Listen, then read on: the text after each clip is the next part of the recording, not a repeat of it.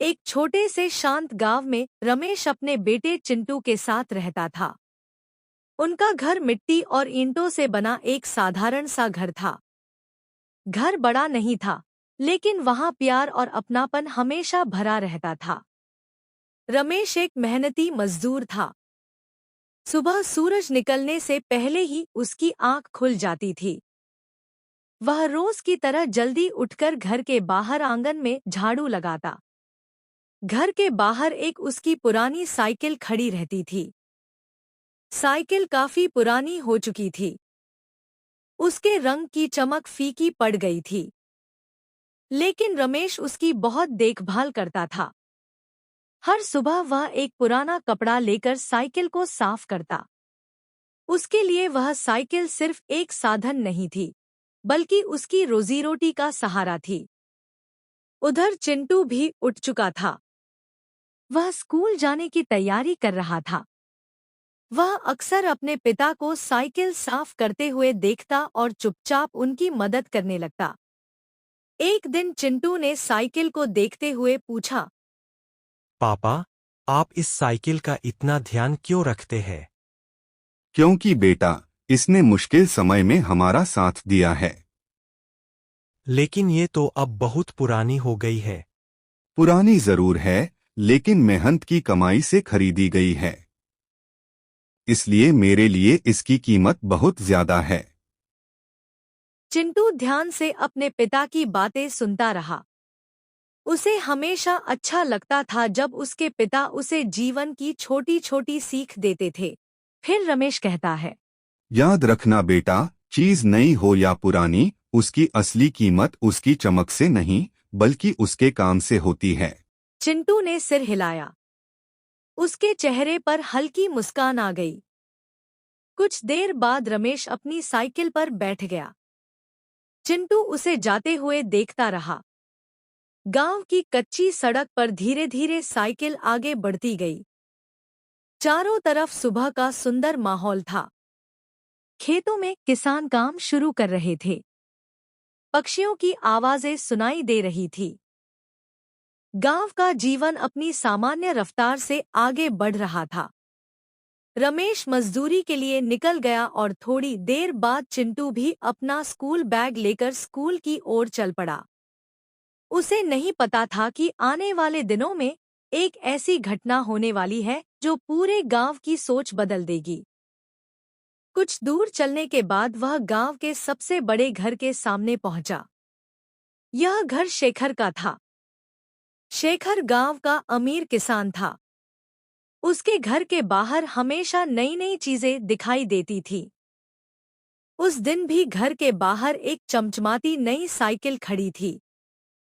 सूरज की रोशनी उस पर पड़ रही थी, जिससे वह और भी चमक रही थी। चिंटू कुछ पल के लिए उस साइकिल को देखने लगा।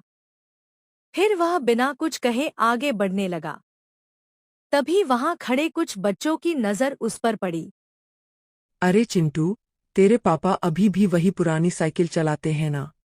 वो साइकिल तो हमारे घर के कबाड़ से भी पुरानी लगती है। अगर मैं होता तो उसे बाहर खड़ा भी नहीं करता। सभी बच्चे हंसने लगे। चिंटू कुछ पल के लिए रुक गया। उसे उनकी बातें अच्छी नहीं लगी, लेकिन उसने किसी से बहस नहीं की। वह चुपचाप आगे बढ़ गया। पीछे से बच्चों की हंसी की आवाज अभी भी सुनाई दे रही थी। रास्ते भर चिंटू उन्हीं बातों के बारे में सोचता रहा। उसे पहली बार अपनी पुरानी साइकिल अलग नजर आने लगी। वह सोचने लगा कि आखिर लोगों को नई चीजों की इतनी परवाह क्यों होती है। कुछ देर बाद वह स्कूल पहुंच गया। स्कूल के मैदान में बच्चे खेल रहे थे। चिंटू चुपचाप अपनी कक्षा में जाकर बैठ गया। उस दिन उसका मन पढ़ाई में कम लग रहा था। वह बार बार सुबह की घटना को याद कर रहा था। दोपहर तक किसी तरह स्कूल का समय पूरा हुआ। छुट्टी की घंटी बजते ही सभी बच्चे खुशी से बाहर भागने लगे। लेकिन चिंटू धीरे धीरे अपनी सीट से उठा। उसने बैग कंधे पर रखा और घर की ओर चल पड़ा। वापसी के रास्ते में वह फिर शेखर के घर के सामने से गुजरा। नई साइकिल अब भी वहीं खड़ी थी। चिंटू ने एक बार उसकी तरफ देखा और फिर बिना रुके आगे बढ़ गया। उसके मन में कई सवाल थे, लेकिन जवाब अभी उसे नहीं मिले थे।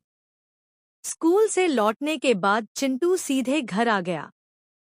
उसने अपना बैग एक तरफ रखा और आंगन में चुपचाप बैठ गया। आम तौर पर वह स्कूल से लौटकर पहले खाना खाता था, फिर अपने दोस्तों के साथ खेलने चला जाता था। लेकिन आज उसका मन किसी भी काम में नहीं लग रहा था। वह बार-बार सुबह की बातें याद कर रहा था। बच्चों की हंसी उसके कानों में गूंज रही थी। धीरे-धीरे शाम होने लगी। सूरज ढलने लगा और गांव के लोग अपने अपने काम से लौटने लगे। कुछ देर बाद रमेश भी मजदूरी करके घर पहुंचा। उसकी शर्ट पर धूल लगी हुई थी और चेहरे पर पूरे दिन की मेहनत साफ दिखाई दे रही थी। उसने घर में प्रवेश किया और सबसे पहले अपने बेटे को देखा। रमेश समझ गया कि आज कुछ बात जरूर है। चिंटू सामान्य दिनों की तरह खुश नहीं लग रहा था। रमेश उसके पास बैठ गया और बोला, क्या बात है बेटा? आज इतने चुप क्यों हो? कुछ नहीं पापा। मुझे तो कुछ और ही लग रहा है। बताओ क्या हुआ? कुछ पल तक चिंटू चुप रहा। फिर उसने धीरे-धीरे सारी बात बता दी। उसने बताया कि रास्ते में कुछ बच्चे उनकी पुरानी साइकिल का मजाक उड़ा रहे थे। सब कहते हैं कि हमारी साइकिल बहुत पुरानी है। क्या हमारे पास कभी नई साइकिल नहीं हो सकती? रमेश ने बेटे की बात ध्यान से सुनी। उसने कोई जल्दी में जवाब नहीं दिया। फिर धीरे से रमेश मुस्कुराया। बेटा, ये साइकिल भले ही पुरानी हो गई है, लेकिन इसने कभी हमारा साथ नहीं छोड़ा। जब हमारे पास कुछ भी नहीं था, तब भी यही साइकिल मेरे साथ थी। चिंटू ध्यान से सुन रहा था। रमेश उठकर साइकिल के पास गया। कई सालों से मैं इसी साइकिल से काम पर जाता हूँ। इसी की वजह से घर का खर्च चलता है। इसलिए मैं इसकी इज्जत करता हूँ। आंगन में शांति थी। चिंटू भी उठकर साइकिल के पास आ गया। लेकिन लोग तो इसका मजाक उड़ाते हैं। लोगों का काम बोलना है बेटा। अगर हम हर बात की चिंता करेंगे तो कभी खुश नहीं रह पाएंगे। याद रखना, इंसान की पहचान उसके कपड़ों, पैसों या सामान से नहीं होती। उसकी पहचान उसके व्यवहार और मेहनत से होती है। चिंटू धीरे-धीरे समझने लगा कि उसके पिता क्या कहना चाहते हैं। उसके चेहरे की उदासी थोड़ी कम हो गई। उस समय चिंटू के मन में एक नई बात बैठ रही थी। हो सकता है कि उनकी साइकिल नई न हो, लेकिन उसके पीछे वर्षों की मेहनत और ईमानदारी जुड़ी हुई थी। अगले दिन गांव में साप्ताहिक बाजार लगा था। यह वह दिन था जिसका गांव के लोग पूरे सप्ताह इंतजार करते थे। सुबह से ही बाजार में चहल पहल शुरू हो गई थी। छोटी-छोटी दुकानों पर लोग सामान खरीद रहे थे। कोई सब्जियां ले रहा था, कोई कपड़े देख रहा था, तो कोई घर का जरूरी सामान खरीद रहा था। स्कूल की छुट्टी के बाद चिंटू भी बाजार की तरफ निकल गया।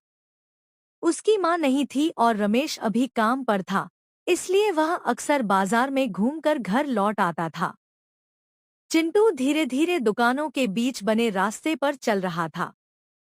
वह इधर-उधर देख रहा था। बाजार में काफी भीड़ थी।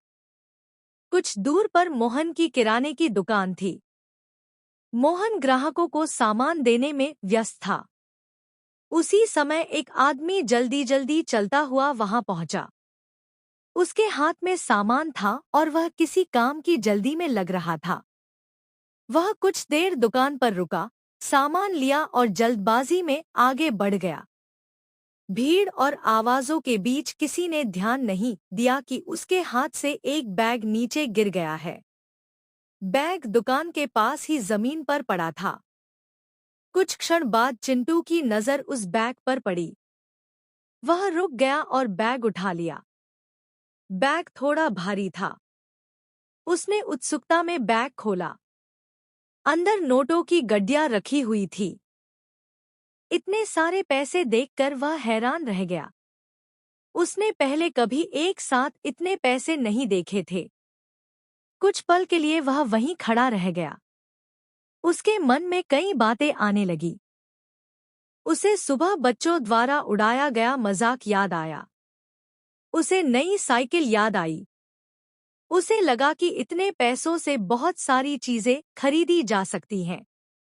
लेकिन अगले ही पल उसे अपने पिता की बातें याद आने लगी। ईमानदारी सबसे बड़ी दौलत होती है। गलत तरीके से मिली चीज कभी खुशी नहीं देती। मेहनत की कमाई ही असली कमाई होती है। चिंटू ने बैग बंद कर दिया। उसने एक बार फिर चारों तरफ देखा। कोई घबराया हुआ आदमी दिखाई नहीं दे रहा था। लेकिन उसे समझ आ गया कि किसी का बहुत जरूरी सामान खो गया है। जिसका भी है वह जरूर परेशान हो रहा होगा। बिना देर किए वह सीधे मोहन की दुकान की ओर बढ़ा। चिंटू उसके पास पहुंचा और बैग आगे कर दिया। मोहन चाचा, मुझे यह बैग रास्ते में मिला है। चिंटू, तुझे यह बैग कहाँ मिला? यहीं दुकान के पास पड़ा था। बैग के अंदर रखे पैसे देखकर मोहन की आंखें बड़ी हो गईं। अरे, इसमें तो बहुत सारे पैसे हैं।